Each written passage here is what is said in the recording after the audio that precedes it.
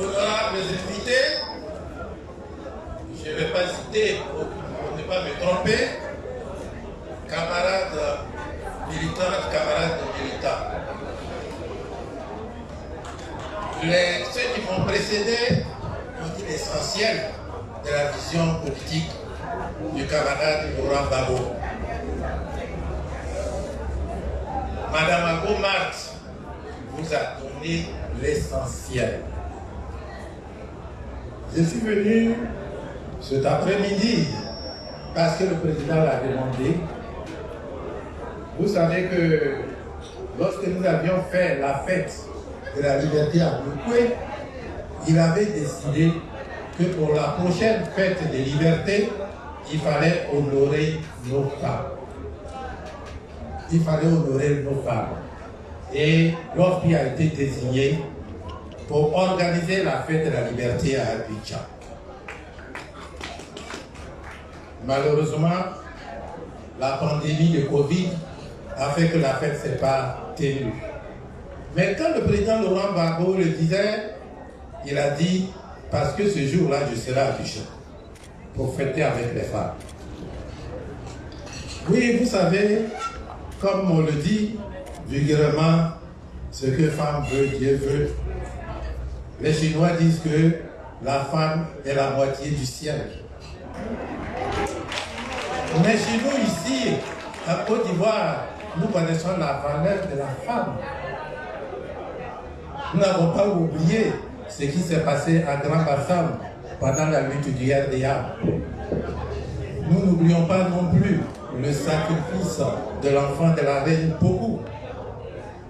Et les exemples sont ailleurs aussi en Afrique. Dans l'hymne du Wassoulou en Guinée, les femmes chantent en disant « S'il n'y a pas d'hommes pour lutter, donnez-nous vos armes, nous allons partir lutter. » Dans le royaume Ashanti, à un moment donné, les chefs, les notables ont voulu vendre la chaise royale. Or, la chaise royale d'Ashanti, c'est en or massif, c'est descendu d'après du ciel, et les Anglais voulaient prendre. La sœur du roi qui était mort, Nanga Asetewa, a dit « Je n'accepte pas » et elle a levé une armée pour combattre les Anglais. Donc cela fait partie de notre tradition. C'est pourquoi dans certains groupes ethniques en Côte d'Ivoire ici, quand il n'y a pas de femmes, on dit que la famille va s'éteindre. La famille va s'éteindre. Et les femmes de l'OFPI ont montré avec elles, bien sûr nos jeunes. Je dis ça parce que ma pensée va vers un qui est au camp pénal, ou à Justin. Il était avec moi. Elles ont lutté. Donc pour la phase que nous allons aborder, qui est une phase importante pour l'avenir de la Côte d'Ivoire, la phase de la réconciliation, de la paix, de la reconstruction de notre pays. Le président Gbagbo m'a dit de venir donner un message spécial.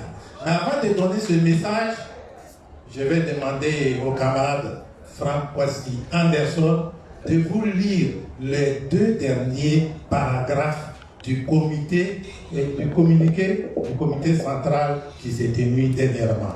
Franck.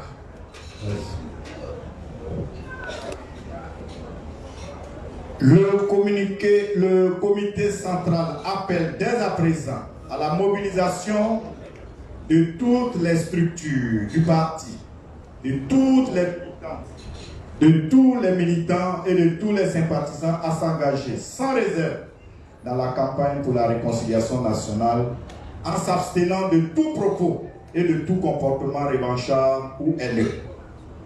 Le comité central assure son soutien indéfectible au président Laurent Gbagbo, homme de paix, de tolérance et de pardon, dont l'arrivée en terre ivoirienne est attendue de tous pour la réconciliation véritable et la paix en Côte d'Ivoire.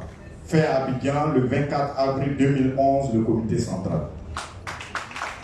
Oui, c'est important Parce que nous, militants du FPI, nous luttons les mains nues. Nous luttons parce que nous pensons que nous sommes dans la voie de la vérité. Et nous sommes dans la voie de la vérité. Nous voulons vaincre sans verser le sang de nos compatriotes.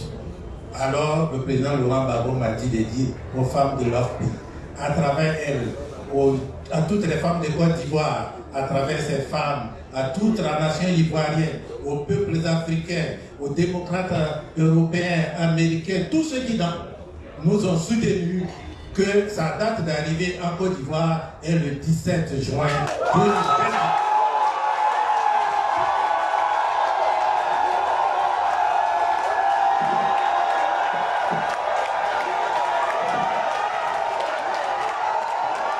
La date est désormais connue.